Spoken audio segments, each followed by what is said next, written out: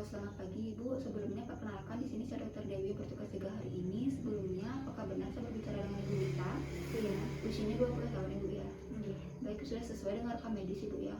Jadi berdasarkan instruksi dari supervisor saya, di sini saya diinstruksikan untuk melakukan pemeriksaan fisik mata pada Ibu, di mana pemeriksaan fisik mata ini bertujuan untuk mengetahui apakah terdapat kelainan pada mata Ibu atau tidak. Di mana pemeriksaan fisik mata ini meliputi pemeriksaan fisik yang pertama itulah visus, yang bertujuan untuk mengetahui apakah terdapat penurunan dari tajam penglihatan Ibu atau tidak. Kemudian selanjutnya pemeriksaan dari segmen anterior mata. Kemudian ada pemeriksaan dari kedudukan mata Ibu. Kemudian ada pemeriksaan dari tekanan bola mata, yaitu dengan cara dipalpasi untuk mengetahui apakah ada peningkatan dari tekanan bola mata Ibu atau tidak.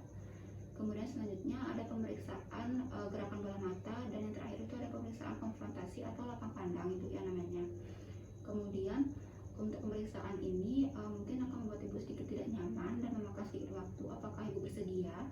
Iya, bersedia. Baik Ibu, jika Ibu bersedia, saya akan mencuci tangan saya terlebih dahulu dan kembali, dan kemudian melakukan pemeriksaan yang pertama itu adalah visus Ibu ya.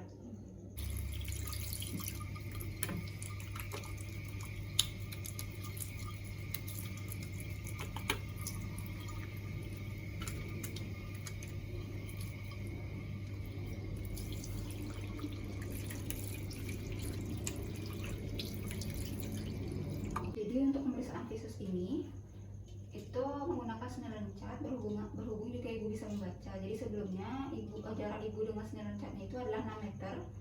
Dimana yang pertama itu Ibu bisa tutup mata kiri terlebih dahulu menggunakan telapak tangan seperti ini. Sedikit ditempel tapi jangan ditekan Ibu ya. Jadi pertama itu pemeriksaan dari mata kanan Ibu, dimana saya akan menunjukkan hurufnya dari yang terbesar terlebih dahulu, kemudian ke yang terkecil sampai 6/6 Ibu ya. Ini bisa Ibu baca?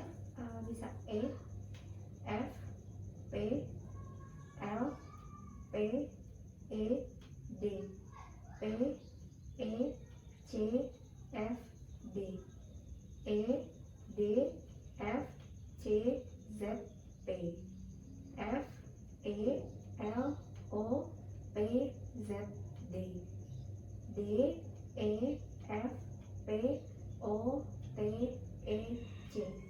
Baik Ibu, bisa ganti ke mata yang kanan ditutup sekarang ke pemeriksaan mata kiri Bu ya. Ini Bu. E, F, P, D, E, P, L, E, P, F, C, D, F, E, D, P, C, Z, F, L, E, D, O, Z, P, P, F, D, E, T, O, C, E. Baik Ibu, bisa diturunkan tangannya. Jadi dari hasil pemeriksaan visusnya itu visus Ibu 6/6. Baik Ibu, pemeriksaan selanjutnya itu adalah pemeriksaan segmen anterior Ibu, di mana saya akan mulai pemeriksaan itu dari mata kanan Ibu ya, kemudian baru mata yang kiri.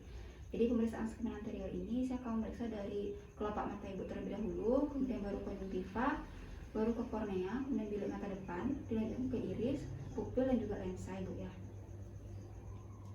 Di sini saya menggunakan senter Ibu ya untuk melihat objeknya itu supaya lebih jelas. Baik Ibu, lihat ke depan. Saya akan melakukan pemeriksaan pada mata kanan terlebih dahulu dari palpebra, kemudian lanjutkan ke konjungtiva. Ibu coba lihat ke bawah, ke atas, kemudian ke lateral samping, ke tengah, kemudian balik ke depan. Kemudian Ibu, saya akan melipat kelopak mata Ibu ya, permisi Ibu ya, lihat ke bawah.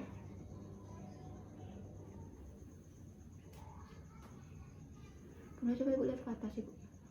Udah. Saya akan melihat kornea Ibu dari arah lateral ke bagian nasal, kemudian terekam menggunakan senter.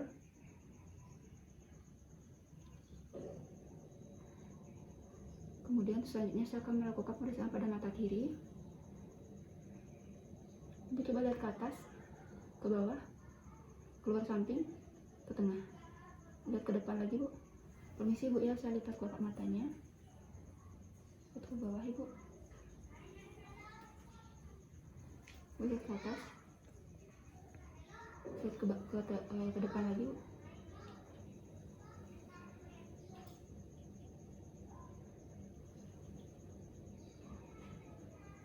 Udah ibu, selanjutnya saya akan melakukan pemeriksaan dari kedudukan mata ibu ya. Lihat ke depan ibu. Selanjutnya saya akan melakukan pemeriksaan tonometri palpasi atau digitalis menggunakan kedua jari tangan saya ditekankan ke kelopak mata ibu. Ibu bisa hadap ke bawah. Kemudian saya akan letakkan kedua telunjuk tangan saya di kelopak mata pasien. Permisi ibu ya. Dan melakukan penekanan pada mata kanan terlebih dahulu sambil merasakan apakah bola mata terdapat pengerasan atau tidak. Pada mata yang kiri, ibu ya.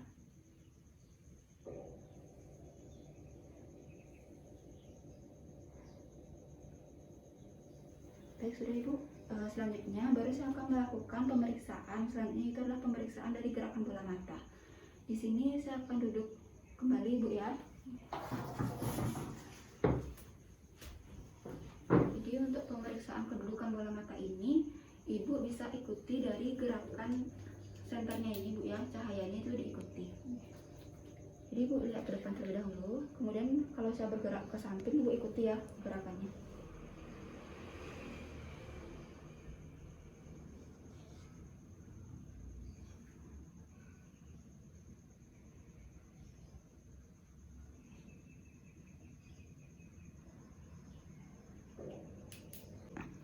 Baik ibu, selanjutnya saya akan melakukan pemeriksaan konfrontasi di mana jarak antara pemeriksa dengan pasien itu adalah 60 cm ibu ya.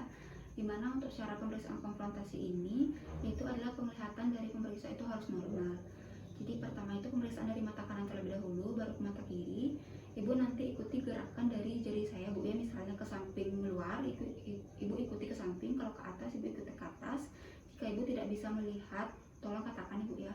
Baik, pertama mata kirinya bisa ditutup seperti ini bu ya. Jadi pertama nanti ibu tolong katakan misalnya ibu tidak melihat ibu ya. Oke ibu lihat, terlihat. Ini masih terlihat? Terlihat.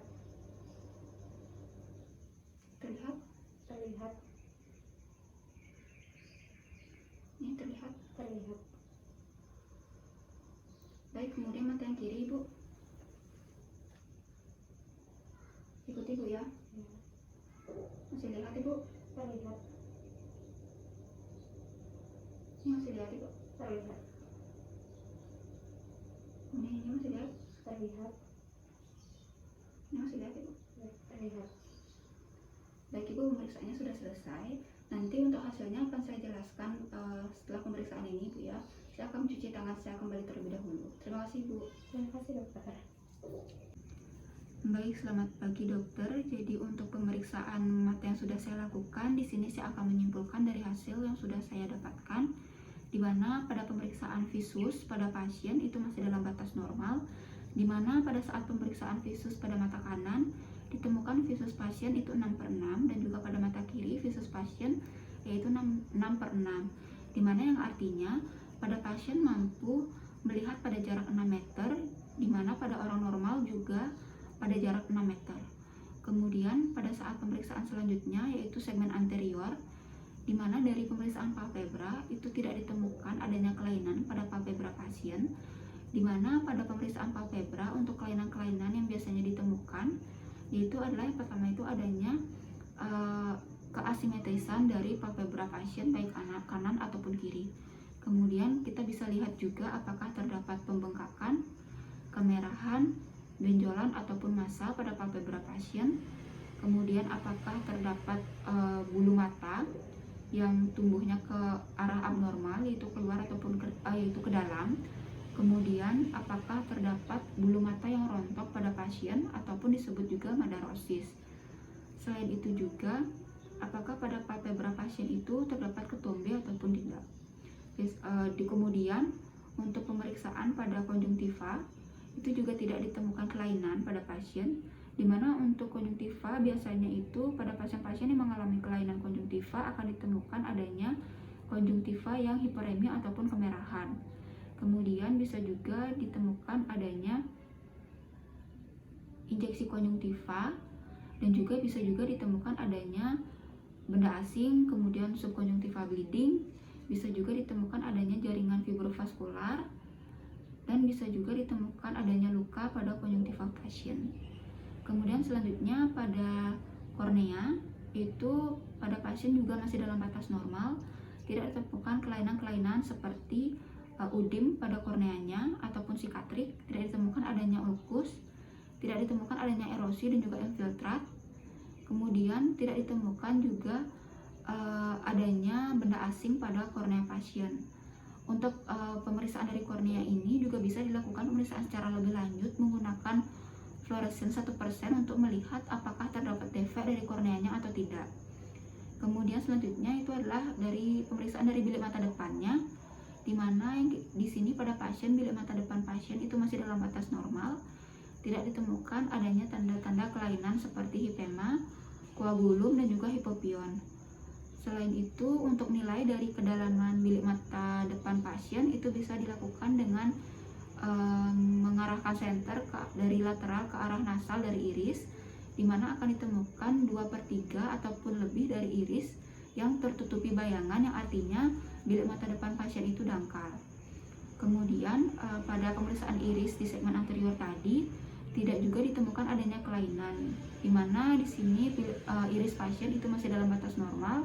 Warna iris pasien yaitu coklat, bentuknya irregular kanan dan kiri, tidak ditemukannya adanya atrofi, dan juga tidak ditemukan adanya sinekia atau perlekatan pada irisnya.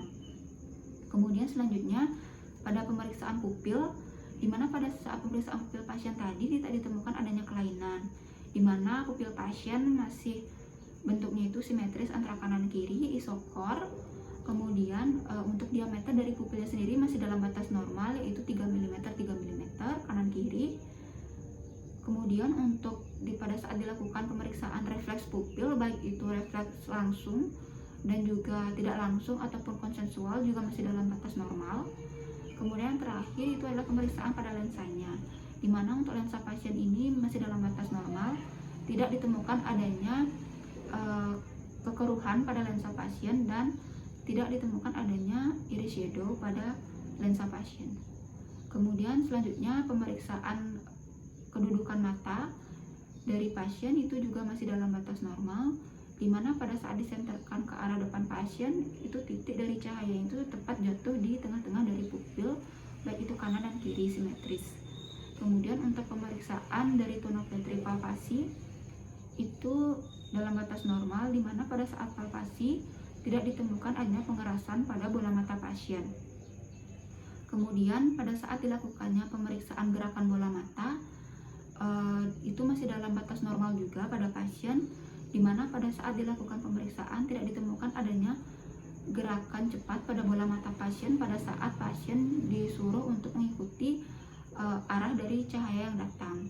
Kemudian pada pemeriksaan yang terakhir itu adalah pemeriksaan konfrontasi atau lapang pandang, itu juga masih dalam batas normal, tidak ditemukan penyempitan pada lapang pandang pasien.